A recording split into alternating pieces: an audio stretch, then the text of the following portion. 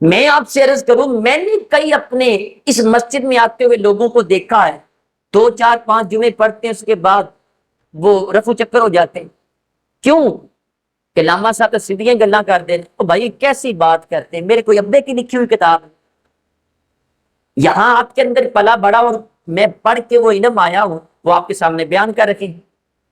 آپ کو تو چاہیے دونوں ہاتھوں سے سلوٹ کریں مجھے کہ علامہ صاحب آپ کا شکریہ، آپ نے ہماری آخرت کو بچا لیا، اور آپ اوپر سے غصہ کر جاتے ہیں۔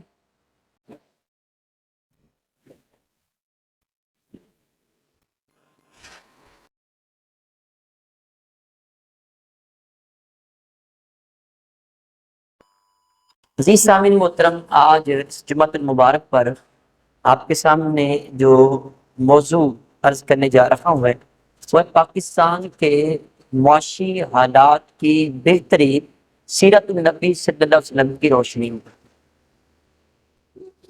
عزیز سامعین محترم، یہ جو لفظ معیشت ہے یہ عربی زبان کا ہے، اور اگر اس کا مادہ آشا ہے تو پھر اس کا مطلب ہے زندہ رہنا۔ معیشت کا مطلب یعنی زندہ رہنا۔ بعض کے نزدیک اس کا مادہ عین یہ اور شین سے ہے، جس کے معنی ہے خوراک، رزق کے یا گزر بسر کرنے کے۔ اس کا مطلب معیشت کا مطلب خوراک ہے، معیشت کا مطلب رزق ہے، معیشت کا مطلب گزر بسر کرنا ہے۔ اچھا، ایک ابن منظور افریقی جو صاحب یعنی لغت ہے، لغت والے، ان کے نزدیک یہ العیش عیش سے ہے، جس کا معنی زندگی ہے۔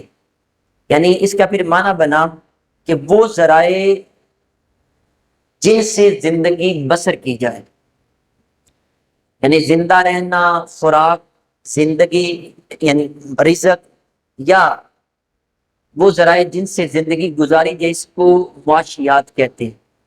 اس کے لیے انگلش میں لفظ اکنامکس استعمال ہوتا ہے، اور اقتصادیات بھی اس کو کہتے ہیں، معاشیات بھی اس کو کہتے ہیں۔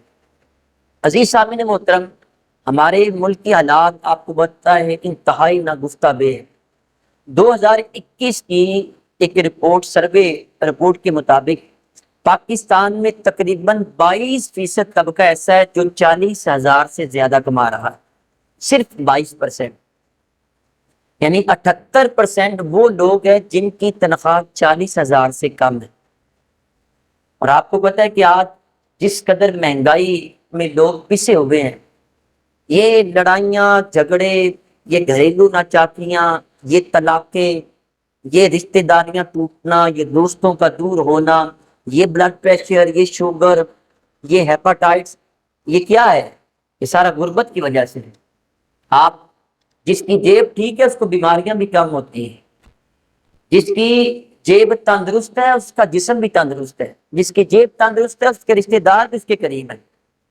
آج جا کے آپ جتنا مرضی کر لی، حقیقت یہی ہے بندے کی جیب اگر ہینڈسم ہے تو سب کچھ ہی ہینڈسم ہے، پیسہ ہی۔ میرے کریم آقا صلی اللہ علیہ وسلم کا ایک ارشاد ہے، فرمایا کاد الفقر یکون کفر، ہو سکتا ہے کہ یہ انسان کی غربت انسان کو کفر تک پہنچا رہا۔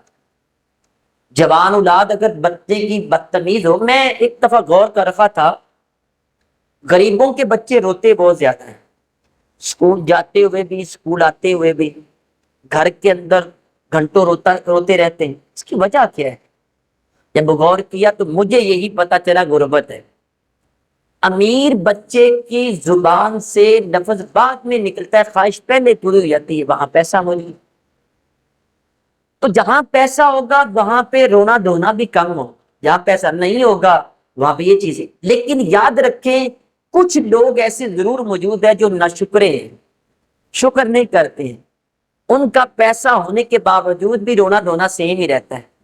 اور اگر اللہ تعالیٰ شکر کی توفیق دے دے، صبر کی دولت عطا فرما دے، تو پھر یاد رکھے انسان کے تھوڑی سی روزی بھی اس کی زندگی میں خوشیوں کو ختم نہیں کر سکتی، بندہ خوش رہتا ہے۔ اللہ تعالیٰ یہ سب کو عطا کرے۔ تو جی سامعین محترم، ہمارے یہ جو معاشی حالات ہیں ان کو اگر آپ نے بہتر کرنا ہے، اس میں بہتری بیٹرمنٹ کیسے آئے، اس کے لیے یہ بات لازم ہے کہ ہم سیرت النبی صلی اللہ علیہ وسلم کو مد نظر رکھیں.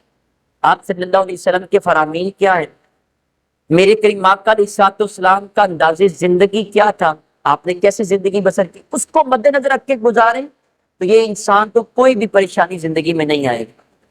آپ اپنی خواہشات کے دائرے کو محدود. اچھا یاد رکھیں، یہ جو میں آپ سے عرض کرنے لگا ہوں، یہ جتنی بھی جو بہتری ہے اس چیز میں آپ اگر اب لانا چاہتے ہیں تو یہ اسلامک اکنامکس جو ہے یہ ایک لائف سٹائل ہے. اسلامک اکنامکس کے لائف سٹائل ہے. ٹھیک ہے، اس میں وہ انلمیٹڈ جو ہماری ڈیزائرز ہیں، خواہشات ہیں، ان کو لگام کیسے دینی ہے، آپ نے اپنی زندگی کیسے بسر کرنا ہے، تو یہ ہمارے اپنے اوپر ڈیپینڈ کرتا ہے. آپ چاہے اس کو اچھا گزار لیں چاہے برا گزار لیں، یہ آپ کے اوپر ڈیپینڈ ہے. ٹھیک ہے، ہمارا وہ اسلام ڈیمانڈ اور سپلائی کے اوپر ہی سارا نہیں گھومتا ہے. ہمارا ایک لائف سٹائل ہے جو اللہ تعالیٰ کے محبوب صلی اللہ علیہ وسلم نے ہمیں عطا کیا ہے، جو اللہ تعالیٰ کی قرآن نے ہمیں عطا کیا ہے. تو اپنا لائف سٹائل حضور کی سیرت کے مطابق بنا لے، آپ کی معیشت بہتر ہو جائے گی. آج ہم کشکول پکڑے، کبھی IMF کے اوپر جاتے ہیں، کبھی کس ملک کے پاس جاتے ہیں، کس کے پاس جاتے ہیں. اب بھائی کبھی کشکول پکڑ کے سونے مدینے والے کے پاس بھی چلے جائیں، کبھی اس کو بھی در کو دیکھیں نا، پھر دیکھنا ہماری معیشت ٹھیک ہوتی یا نہیں ہوتی.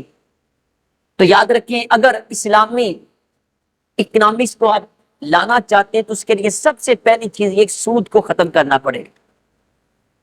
یہ ڈائریکٹ اللہ تعالیٰ نے فرمایا میرے ساتھ اعلان جنگ سود. اور پاکستان میں آپ کو پتہ یہ عروج کے اوپر ہے. قرآن پاک میں سورہ بقرہ میں دیکھ رہے اور جگہوں پہ دیکھ رہے اللہ تعالیٰ نے ڈائریکٹ اس کے بارے میں ارشاد فرمایا یہ اعلان جنگ ہے میرے ساتھ. یعنی ایک جنگ اللہ تعالیٰ نے قرآن پاک میں ڈائریکٹ ہر اس بندے کے لیے کیا ہے جس بندے نے سودی کاروبار کیا. اچھا، سود لینے والا، سود دینے والا، سود لکھنے والا، سود پہ گواہی دینے والا، مسلم شریف کے روایت سارے گناہ میں برابر ہیں. اسی بنا کے اوپر جہاں سودی کاروبار ہو یا سود لیا جاتا ہو دیا جاتا ہو وہاں جاب کرنے کو علماء نے حرام قرار دیا ہے. کیوں؟ کیونکہ وہ بھی ظاہر ہے وہاں ڈاکومنٹیشن کے اندر وہ شریک ہوتے ہیں. اس لیے اسلام نے کہا ہے، علماء نے، مفتیان کرام نے کہا یہ جائز نہیں ہے. بہرکیف یاد رکھیں جب پاکستان بنا تھا تو مفتی سید ثابت صاحب آپ فرماتے ہیں کہ اس وقت پاکستانی روپیہ اور ڈالر دونوں سیم تھے. جتنی ویلیو روپے کی تھی اتنی ڈالر کی تھی، جتنی ڈالر کی تھی اتنی پاکستانی روپے کی تھی. اگر سودی نظام کے اندر اتنی اٹریکشن ہوتی، فائدہ ہوتا تو آج یہ ڈالر ہوا میں نہ اڑتا، یہ پاکستانی روپے سے نیچے ہوتا. تو اسے پتہ یہ چلا کہ یہ جو سودی نظام ہے، سودی کاروبار ہے، یہ کبھی بھی معیشت کو بہتر نہیں بنا سکتا ہے، بلکہ اس کے بارے میں بڑے سخت میرے کریم آقا صلی اللہ علیہ وسلم کے فرامین ہیں. پر اس کے اوپر پورا ٹاپک بیان میں نے کئی دفعہ کیا بھی ہے، مزید انشاءاللہ کروں گا. صرف ایک تو باتیں آپ کے سامنے اس پہ عرض کر کے آگے چلتا ہوں کہ سیرت النبی صلی اللہ علیہ وسلم کی روشنی میں معیشت کو بہتر بنانا چاہتے ہیں تو آپ سود کو ختم کریں. سود اتنا بڑا گناہ ہے کہ سرکار دو عالم صلی اللہ علیہ وسلم نے فرمایا جیسے 36 بار کوئی بندہ زنا کرے، بدکاری کرے، فرمایا اس سے بھی بڑا گناہ سود کا 1 روپیہ لینا یا دینا ہے. ایک روایت میں یہ بھی ہے جیسے سگی ماں کے ساتھ زنا کرنا اس سے بھی بڑا گناہ کسی کو 1 روپیہ دینا یا لینا ہے. ہمارے لوگ اس کو سمجھتے ہی نہیں. تو اگر آپ اپنی معیشت کو ٹھیک کرنا چاہتے ہیں تو اپنے ملک کے اندر یا اپنی زندگی میں سود کو ختم کریں. سود کبھی بھی اس کی طرف نہ سوچنا ہے نہ دینا ہے. اور پھر میں آپ سے یہ بھی عرض کروں، آپ کہیں گے کہ ڈائریکٹ تو کوئی بھی نہیں لیتا، آن لائن بیسیوں بزنس ایسے موجود ہیں جو سود کے اوپر مبنی ہے. ان کے اندر جوا بھی ہے، گیمبلنگ ہے، سود ہے، انٹرسٹ ہے. اچھا پھر مزے کی بات آپ سے عرض کروں، یہاں ہمارے معاشرے میں جو پڑھا لکھا طبقہ ہے وہ بڑی اٹریکشن پیدا کرتا ہے. کبھی اس کا نام انٹرسٹ رکھ دیا، کبھی اس کو یوجری کے نام پہ کہہ دیا، کبھی مارک اپ کہہ دیا، کبھی کہہ دیں یہ فائدہ دے رہے ہیں، کبھی کہتے ہیں بونس دے رہے ہیں. جب علماء کے پاس آتے تو علماء کچا چٹا کھول کے سامنے رکھتے تھے، بھائی یہ سود ہے. اور بڑا افسوس یہ ہے اگر کسی بندے نے، کوئی بندہ اگر ہزاروں روپیہ مہینے کا کما رکھا تھے اور اس کی کمائی حرام کی ہے، تو ہم یہ کہہ دیں کہ بھائی یہ بالکل آپ کی کمائی حرام کی ہے، وہ کہتے ہیں میری دم کے اوپر انہوں نے پاؤں رکھ دیا کہ مولوی صاحب ہے ہی 2 نمبر ہے۔ میں آپ سے عرض کروں، میں نے کئی اپنے اس مسجد میں آتے ہوئے لوگوں کو دیکھا ہے، 2 4 5 جمعے پڑھتے ہیں، اس کے بعد وہ رفو چکر ہو جاتے ہیں۔ کیوں کہ علامہ صاحب تو سیدھیاں گلاں کر دیں، او بھائی کیسی بات کرتے ہیں، میرے کوئی ابے کی لکھی ہوئی کتاب یہاں آپ کے اندر پلا بڑا اور میں پڑھ کے وہ علم آیا ہوں، وہ آپ کے سامنے بیان کر رکھی۔ آپ کو تو چاہیے دونوں ہاتھوں سے سلوٹ کریں مجھے کہ علامہ صاحب آپ کا شکریہ، آپ نے ہماری آخرت کو بچا لیا، اور آپ اوپر سے غصہ کر جاتے ہیں۔ تو دیکھیں، اگر آپ اپنی معیشت کو، اپنے گھر کی جیب کو ٹھیک کرنا چاہتے ہیں تو سب سے پہلے آپ سود کو ختم کریں، پھر اس سے آگے چلیں۔ ہماری یعنی اسلامی اکنامکس کے اندر اگر معیشت کو بہتر بنانا چاہتے ہیں تو آئیں دیکھ کے سیرت النبی صلی اللہ علیہ وسلم کے اندر کیا کیا پہلو ہیں، حضور نے کیسے اس کو ڈسکرج کیا۔ اسلام کے اندر گدا گری مانگنا، اس کو اسلام میں بہت زیادہ نفرت کی ہے۔ یاد رکھنا، اللہ تعالیٰ کو یہ والا ہاتھ پسند نہیں ہے، یہ والا جو ہاتھ نا مانگنے والا، یہ اللہ کو پسند نہیں، یہ والا ہاتھ اللہ کو پسند ہے۔ دینے والا پسند ہے، لینے والا پسند ہے نہیں ہے۔ زندگی میں جس بندے کو اللہ تعالیٰ نے دینے والا بنایا ہے اس کو اللہ کا شکر ادا کرنا چاہیے۔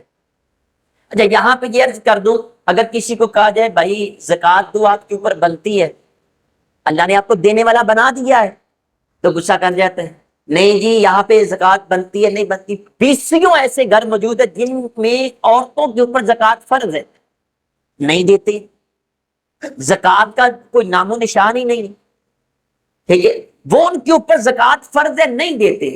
اگر کوئی غریب بندہ وہاں پہ آ جائے، کوئی رشتہ دار کی ہیلپ کرنی ہے تو نہیں کرتے۔ دیکھیں، جو آپ دیں گے اللہ تعالیٰ کو وہ پسند ہے ہاتھ، میرے کریم آقا صلی اللہ علیہ وسلم کو پسند ہے، اور اسلام ہمیشہ اس والی چیز کو، محنت کو پسند کرتا ہے، گدا گری مانگنے فقیری کو ناپسند کرتا ہے۔ میرے کریم آقا صلی اللہ علیہ وسلم کی بارگاہ میں ایک شخص آیا، ہم نے سیرت النبی کی روشنی میں معیشت کو ٹھیک کرنا ہے، ہماری معیشت کیسے ٹھیک ہوگی، زندگی گزر بسر کیسے ٹھیک ہوگا، ہمارا رزق خوراک وہ کیسے ٹھیک ہوگا، آئیں آپ کے سامنے عرض کرتا ہوں۔ میرے کریم آقا صلی اللہ علیہ وسلم کی بارگاہ میں حضرت انس بن مالک رضی اللہ تعالیٰ روایت کرتے ہیں، انصاری صحابی آئے، آپ کے عرض کیا کہ حضور جو مال یعنی بیت المال ہے وہاں سے مجھے بھی کچھ دے، میرے پاس کچھ بھی نہیں ہے کھانے کو۔ میرے کریم آقا صلی اللہ علیہ وسلم نے بجائے دینے کے اس سے یہ پوچھا، فرمایا کہ گھر میں کچھ ہے؟ عرض کیا، اتنے غریب تھے، عرض کیا کہ حضور ایک کمبل ہے اور ایک پیالہ ہے، بس اس کے علاوہ اور کچھ بھی نہیں ہے۔ کمبل آدھا نیچے بچھاتا ہوں، آدھا اوپر لے لیتا ہوں، اور ایک پیالہ جس سے پانی پیتے، اس کے علاوہ کچھ بھی نہیں۔ حضور صلی اللہ علیہ وسلم نے فرمایا جاؤ پیالہ بھی لے آؤ، کمبل بھی لے آؤ۔ اب صحابہ کرام بیٹھے ہیں تو سرکار دو عالم صلی اللہ علیہ وسلم نے فرمایا کہ یہ پیالہ اور کمبل کون خریدے گا؟ بولی لگوائی آپ نے، بولی لگوانا یہ جائز ہے۔ فرمایا کون خریدے گا؟ تو صحابی نے عرض کیا کہ حضور یہ والا جو کمبل اور یہ پیالہ ہے میں 1 درہم میں خریدتا ہوں۔ فرمایا نہیں یہ کم ہے۔ پھر آپ صلی اللہ علیہ وسلم کی بارگاہ میں ایک اور صحابی نے عرض کیا حضور میں 2 درہم دوں گا۔ فرمایا سودا قبول ہے۔ آپ نے وہ ٹاٹ، وہ جو کمبل ہے وہ صحابی کو دیا، پیالہ بھی دیا، 2 درہم لے لیے۔ اب اس صحابی سے کہا، ساری صحابی جو مانگنے کے لیے آئے تھے، اب گھر بالکل خالی ہو گیا، فرمایا یہ 2 درہم لو، بازار میں جاؤ 1 درہم کا کھانا راشن پانی لو گھر میں دے دو، اور 1 درہم کی کلہاڑی خریدو اور میرے پاس آ جاؤ۔ صحابی نے ایسے کیا، 1 درہم کا راشن وغیرہ خریدا، گھر میں دے دیا، 1 درہم کی وہ لوہے کی جو کلہاڑی ہے وہ لے کے آ گئے۔ اب اس کے اندر دستہ نہیں تھا، وہ ڈنڈا اس کے اندر نہیں لگا ہوا تھا۔ میرے کریم آقا صلی اللہ علیہ وسلم نے کلہاڑی لی۔ اب سن کے حیران ہوں گے، کریم آقا صلی اللہ علیہ وسلم نے اس کلہاڑی کے اندر ڈنڈا اپنے ہاتھ سے لگایا، اپنے ہاتھ سے لگایا، خود ڈنڈا بنایا اور بنا کے دستہ اس کے اندر لگایا، لگا کے جب اس کو صحیح مضبوط کر دیا، فرمایا یہ لو میرے صحابی۔ حضور کیا کرنا ہے؟ فرمایا جنگل میں چلے جاؤ۔ حضور کرنا کیا ہے؟ فرمایا وہاں پہ جا کے لکڑیاں کاٹو، اور فرمایا 15 دن تک تم مجھے نظر نہ آنا ادھر، کتنے دن تک جی؟ 15 دن تک مجھے نظر نہ آنا. اب 15 دن کے اندر نمازیں بھی باجماعت آنی تھی، 15 دنوں کے اندر جمعے بھی آنے تھے، لیکن حضور صلی اللہ علیہ وسلم شارع علیہ السلام ہے، حضور رخصت اور اجازت اللہ کے حکم سے دے سکتے ہیں، آپ کو اختیارات تھے. تو میرے کریم آقا صلی اللہ علیہ وسلم نے ان کو فرمایا کہ تم نے 15 دن ادھر رہنا ہے. اب 15 دن تک وہ لکڑیاں کاٹتے رہے، جوڑتے رہے، کاٹتے رہے، جوڑتے رہے. 15 دنوں کے بعد وہ حضور صلی اللہ علیہ وسلم کی بارگاہ میں آئے. آپ نے فرمایا ہاں بتاؤ کتنا کمایا؟ عرض کیا حضور یہاں 1 درہم کی کلہاڑی لے کے گیا تھا، لکڑیاں بیچ بیچ کے اللہ نے مجھے 10 درہم عطا فرما دیے. یہ ہے ہمارا اسلام، یہ ہے اسلامی معیشت کو بہتر کرنا چاہتے ہیں. اسلام کہتا ہے کہ آپ محنت کریں. اسلام گداگری کو ناپسند کرتا ہے، اسلام لینے کو ناپسند کرتا ہے، اسلام سوال کرنے کو ناپسند کرتا ہے، اسلام دینے کو پسند کرتا ہے. اسلام اس ہاتھ کو پسند کرتا ہے، اس کو پسند نہیں کرتا. آج ہماری غربت کی سب سے بڑی وجہ یہ ہے ہمارے ہاں لوگ محنت نہیں کرتے، گھر میں ویلے بیٹھے رہتے ہیں، باہر کام تلاش نہیں کرنا. بلکہ یہ ہوتا ہے جس رشتہ دار کو اللہ نے دیا ہو پھر اس کے نقص نکالتے ہیں.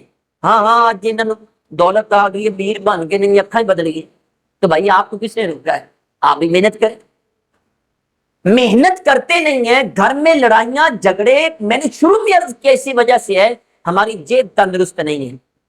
تو اسلام گداگری کو ناپسند کرتا ہے، مانگنے کو اور دینے کو پسند کرتا ہے. یا کچھ حدیث آپ کے سامنے عرض کرتا ہوں. میرے کریم آقا صلی اللہ علیہ وآلہ وسلم کے ارشاد ہے، فرمایا کہ اللہ تعالیٰ 3 عادتوں کو ناپسند کرتا ہے. نمبر 1 کینو کال کو ناپسند کرتا ہے. کینو کال کا مطلب ڈیبیٹ کرنا، بحث کرنا. یہ تو ہماری سیکنڈ نیچر بن گئی ہے. یقین مانے 4 بندے بیٹھے ہیں، ان میں سے 2 بندے شروع ہوں گے کہ جناب یہ والی سیاسی پارٹی اچھی ہے، یہ لیڈر اچھا ہے، وہ کہتا ہے یہ اچھا ہے. اب لا حاصل بحث شروع ہو گئی، کوئی اس کا نتیجہ نہیں ہے، گھنٹوں بحث ہوتی ہے اور نتیجہ کہاں نکلتا ہے؟ وہ اس کے گرے باں سے پکڑتا ہے، وہ اس کے پکڑتا ہے، یا دونوں جدا ہو جاتے ہیں اور جتنے بھول جاتے ہیں، لڑائی جھگڑے تک بات ہو جاتی. اللہ اس عادت کو ناپسند کرتے ہیں. ہاں اگر فروٹفل ڈسکشن ہے وہ کریں، اسلام یہ کہتا ہے، لیکن اگر ایسی لا حاصل بحث ہے اس کو اللہ ناپسند کرتا ہے. نمبر 2 فرمایا کہ بکثرت سوال کرنے کو اللہ ناپسند کرتا ہے. زیادہ سوال کرنے کو اللہ ناپسند کرتا ہے. اچھا یہ ہماری گھریلو عادت بھی بہت زیادہ ہے. باپ گھر میں آتا ہے، پتر ادھر آ، تو اے نا میری جتی اتنے رکھ، تو ادھر آ، اے میری جراباں اتنے رکھ، بیٹا تو ادھر آ 1 گلاس پانی لے کے آ. اچھا بیگم تو اٹھ جا کے 1 کپ چائے بنا، بیٹا تو ادھر آ جا کے باہر میری موٹر سائیکل کپڑا مار. یہ سارے کام بندہ خود کر سکتا نہیں کر سکتا. سوال سے بچا کریں. میں آپ کی یہ تربیت کر رہا ہوں. اگر آپ اسلامی اپنی معیشت کو بہتر کرنا چاہتے ہیں تو سوال کرنے سے بچا کریں. آپ کی جیب میں پیسے کم ہیں تو آپ نہ برگر شوارمے کھائیں، آپ دال روٹی کھا لیں، آپ کو نان ٹکی کھا لیں. آپ کی معیشت حضور صلی اللہ علیہ وسلم کی سیرت کی روشنی میں یہ بہتر ہو جائے. میں عرض کروں آپ سے کہ کیسے انسان اپنی جیب کو تندرست رکھ سکتا ہے. حضرت مولا علی شیر خدا رضی اللہ تعالیٰ عنہ، آپ ایک مرتبہ تشریف لے کے جا رہے تھے، بازار سے گزرے تو ایک کسائی بیٹھا تھا. عرض کیا کہ حضور گوشت بڑا چنگا ہے، لے لو. تو آپ اس کے قریب گئے، ہاں جی گوشت بڑا اچھا ہے، لے لو. حضرت مولا علی شیر خدا رضی اللہ تعالیٰ عنہ فرمانے لگے یار میرے پاس پیسے نہیں ہیں. تو وہ کسائی کہنے لگا جناب ادھار کر لو. سنیں مولا کائنات رضی اللہ تعالیٰ کا یہ ارشاد اور آپ نے اپنی زندگی میں شامل کریں. حضرت مولا علی شیر خدا نے کسائی کو فرمایا تم کہتے ادھار کر لو، بہتر نہیں کہ اپنے پیٹ سے ادھار کر لوں میں. پیسے نہیں ہیں تو جب ہوگے پھر گوشت لے لیں. کون سی ہمارے آج آپ دیکھ لیں ہمارے معاشرے میں ایک شادی ہوتی ہے تو بندہ کم از کم 2-3 سال تک اس کا قرضہ اتارتا رہتا ہے. اچھا یہ ختم ہے کل 740واں، ٹھیک ہے. یہ کوئی فرض نہیں ہے کہ 1.5 من چنے ہوں گے تو کل پڑے جائیں گے. کہ ضروری ہے 1.5 من چنے؟ نہیں. کیا ساتے کا ختم وہ شادی حال میں دلوانا ضروری ہے؟ وہاں پہ کٹا کرنا یہ ضروری ہے؟ نہیں بھائی یہ ضروری نہیں ہے. آپ کے گھر میں جتنی ہے آپ 4 رشتے دار بلوائیں، بلوا کے وہاں پہ آپ جتنی آپ سے ہوتی آپ اتنی چیزیں رکھ کے ختم دلوا لیں۔ اچھا اگر یہ کھانے کا انتظام نہ بھی کیا جائے تو کیا ختم نہیں پڑا جا سکتا؟ مطلب تو ہے نا دعا کرنی آپ نے۔ اور بھائی یہ کیسی دعا ہے؟ میں آپ سے عرض کروں، کھلے لفظوں میں عرض کرتا ہوں آپ سے، بابا گھر میں موجود بیمار ہے، یقین مانے بابے کے مرنے کا، میں بڑی یہ مشکل سے جملہ کہہ رہا ہوں، بابے کے مرنے کا غم کم ہے، لیکن غم اس سے بڑا یہ ہے کہ بابے کا کل ساتہ چلیسواں ہم نے کہاں سے کرنا ہے۔ یہ باتیں کوئی بھی نہیں کرتا ہے۔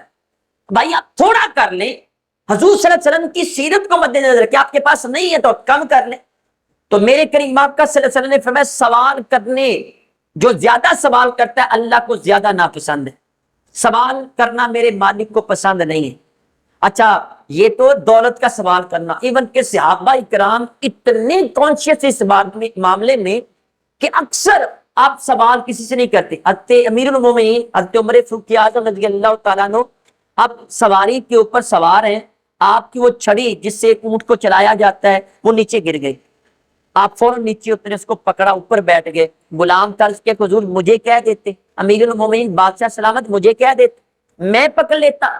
فرمایا نہیں، جان عالم صلی اللہ علیہ وسلم نے ہماری تربیت فرمائی کہ کثرت سوال سے بچنا ہے، آپ سوال نہیں کرنا کسی سے، آپ اپنی زندگی میں سوالوں کو کم کر لیں، یہ حضور صلی اللہ علیہ وسلم کی سیرت ہے، تو یاد رکھنا آپ کی معیشت اچھی ہو جائے گی۔ پھر فرمایا کہ مال کو ضائع جو شخص کرتا ہے اللہ کو وہ بھی بڑا ناپسند۔ ہمارے ہاں یہ شادی بیاہ کے موقع کے اوپر اتنا زیادہ مال ضائع کیا جاتا ہے، پھر یہاں پہ ٹرینڈ اتنے ہیں، اللہ معاف کرے اللہ معاف کرے۔ میں نے ایک نوجوان کے کانوں سے یہ جملہ میں نے خود اپنے کانوں سے سنا، کہتا ہے کہ برات میں جو ولیمہ اس میں کیا مزہ ہوتا ہے، اس میں تو کوئی مزہ نہیں۔ کیوں؟ مزہ تو سارا مہندی کے اندر ہوتا ہے۔ کیوں؟ وہاں اپنی ماؤں بہنوں بیٹیوں کو ناچتے جو دیکھتے ہیں، وہاں بغیرتی تو عروج کی ہوتی ہے، اور یہاں جوان بیٹیوں کو لا کے وہ شادیوں کے اوپر نچوایا جاتا ہے۔ اور ظالم یاد رکھ، آج تو کسی کی جوان بیٹی کو نچواتا ہے، پیسے پھینکتا ہے، اگر کل کو تیرے اوپر یہ وقت آ گیا پھر کیا کرے گا؟ علاقے کا سب سے بڑا بے غیرت وہ ہے جو اپنے دوست کی یا اپنے کزن کی اپنی شادی پہ کنجریوں کو نچواتا ہے۔ ظالم ہے وہ لوگ، خدا کا خوف کریں۔ ہمارے وہ ذہن جو ہے پتہ نہیں کہاں چلے گئے، اللہ رسول کی بارگاہ کو بھول گئے۔ تو یہاں پہ مال کو ضائع کیا جاتا ہے، فرمایا یہ اللہ تعالیٰ کو ناپسند ہے۔ اور پھر گدا گری مانگنے والے لوگ، یہ آج یہ بہت بڑا بزنس بن چکا ہے۔ روڈ کے اوپر جی ایک چکر لگایا بازار کا، واپس آئے 2 گھنٹے کے اندر 1000 روپے کی دہاڑی لگ جاتی ہے۔ اور یہاں وہ بھی حضرات موجود ہیں جو صبح 5 بجے جاتے ہیں، شام کو 5 بجے آتے ہیں، بمشکل 1500 روپے کما کے لے کے آتے ہیں، اور یہ 2 گھنٹے کے اندر لے کے آتا ہے۔ اس میں دینے والے بھی گناہ گار ہیں۔ اگر کوئی بندہ ہٹا کٹا ہو اور اس کے پاس ایک دن کا کھانا موجود ہو، یہ اتنی طاقت موجود ہے کہ وہ روزی کما سکتا ہے، اگر آپ نے اس کو دیا، اس کے مانگنے کے اوپر اس کو دیا، تو یاد رکھنا آپ دینے کی وجہ سے گناہ گار ہوں گے، کیونکہ اس کا مانگنا حرام ہے، آپ کا دینا گناہ ہے۔ نہ دیا کریں ایسے لوگوں کو۔ ہٹا کٹا بندہ آتا ہے تو ہم اس کو ایسے پکڑا دیتے ہیں۔ محنت کریں، اسلام نہیں اس کی اجازت دیتا ہے۔ عزیز سامعین محترم، میرے کریم آقا صلی اللہ علیہ وآلہ وسلم کے ارشاد نے فرمایا کل قیامت والے دن وہ شخص جو لوگوں سے بغیر کسی حاجت کے سوال کرتا ہے، مانگتا ہے، گدا گری کرتا ہے، وہ کل قیامت والے دن آئے گا، اس کے چہرے کے اوپر گوشت نہیں ہوگا، صرف ہڈیاں ہوں گی، اور ساری دنیا دیکھ کے پہچاننے کی یہ وہ بدبخت ہے جو دنیا میں مانگا کرتا تھا۔ اور پھر حضور صلی اللہ علیہ وسلم نے یہ بھی فرمایا اسی حدیث میں، جس نے بلا ضرورت سوال کیا تو قیامت کے دن اس کے چہرے پہ خراشیں ہوں گی، لائنیں پڑی ہوں گی، پتہ چلے گا یہ۔ اور پھر یہ بھی فرمایا، ایک حدیث شریف کا مفہوم ہے، فرمایا کہ جو بندہ بغیر کسی حاجت کے لوگوں سے سوال کرتا ہے، اللہ پھر فاقوں کے دروازے اس کے اوپر کھول دیتا ہے، اس کو پتہ بھی نہیں چلتا کہ بھوک کہاں سے آئی۔ لاکھوں روپیہ ہوتا ہے لیکن پتہ ہی نہیں چلتا ہے، کیونکہ وہ سوال بہت زیادہ قطعا ناجائز سوال کرتا ہے۔ عزیز سامعین محترم، اپنی زندگی میں اپنی معیشت کو بہتر کرنا چاہتے ہو تو حضور صلی اللہ علیہ وسلم کی سیرت کے پہلو اپنے سامنے رکھو۔ میں آپ سے عرض کروں، یہ آدھا گھنٹہ صرف ایک پہلو میں نے آپ کے سامنے ذکر کیا ہے، اور یہ آدھا گھنٹہ ختم ہو گیا، باقی علم کس نے سیکھنا ہے؟ آپ جلدی تشریف لایا کریں اور آ کے دین سیکھا کریں، اپنی زندگی کو بہتر بنایا کریں۔ آج ہمارے اندر یا یہاں پہ جتنا بھی سٹریس ہے، یہاں پہ جتنا بھی بوجھ ہے، اس کی وجہ صرف یہ ہے ہم مصلی محمدی سے دور ہو گئے۔ نمازیں ہم نہیں پڑھتے، روزے ہم نہیں رکھتے، زکوٰۃ ہم نہیں دیتے، کئی لوگوں کے اوپر کئی کئی ایکڑ زمین ہے، حج فرض ہے، نہیں کرتے، پھر ہم کہتے ہیں کہ پریشانیاں کہاں سے آ گئی۔ یہ بھی حضور صلی اللہ علیہ وآلہ وسلم کی محبت ہے، یہ میلاد مصطفیٰ ہے۔ میں اکثر گفتگو جب کر کے آتا ہوں تو لوگ یہ کہتے ہیں جی نامہ صاحب نے اصلاحی گفتگو کی، بڑی اچھی کی ہے، تو کیا یہ شان مصطفیٰ صلی اللہ علیہ وسلم نہیں ہے؟ میری جیب حضور علیہ السلام کے مطابق اگر عمل کرے تو یہی شان مصطفیٰ ہے۔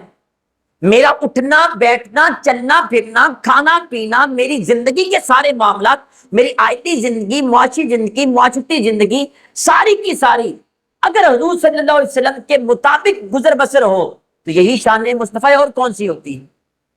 میں نے اپنا گیٹ اپ جو بنایا ہوا ہے، میری ڈریسنگ ایڈریسنگ ہر چیز اگر سونے مدینے والے صلی اللہ علیہ وآلہ وسلم کے مطابق ہے تو یہی شان مصطفیٰ ہے۔ اسی کو شان مصطفیٰ میلاد مصطفیٰ کہتے ہیں۔ ہمارے ہاں صرف یہ ہے کہ بس نعرے لگوائے جاؤ، پیسے پھینکی جاؤ اور محفل کو لمبا کیے جاؤ، ہم کہتے صرف اسی کو کہتے میلاد، اس کے علاوہ نہیں ہے۔ بھائی یہ نہیں ہے میلاد، میلاد یہ ہے جو میں آپ کے سامنے عرض کرتا ہوں۔ آئیں اپنی زندگی میں خوشیاں لانا چاہتے ہیں، اپنی آخرت سنوارنا چاہتے ہیں تو حضور صلی اللہ علیہ وسلم کی سیرت کے مطابق اپنی زندگی کو بسر کرنے کی کوشش کریں۔ اللہ تعالیٰ کی بارگاہ میں دعا ہے جو کچھ پڑھا سنا اس پر عمل کر کے آگے پہنچانے کی توفیق عطا فرمائے۔ وما علیہ الا البلاغ المبین۔